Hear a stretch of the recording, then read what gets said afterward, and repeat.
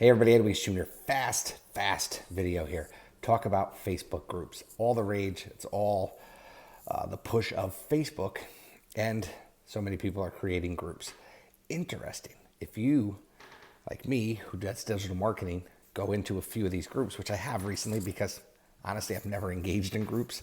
Just want to see what's out there, what's going on.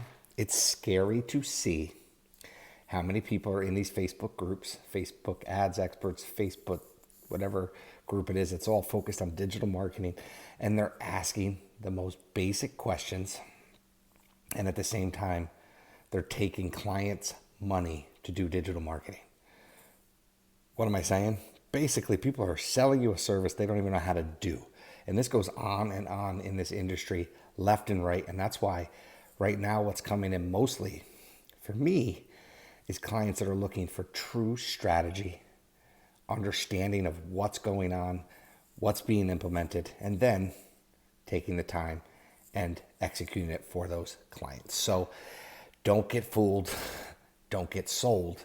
Understand digital marketing is not as easy as a lot of people make it to be. Most people out here are pretenders and not contenders. So do your homework.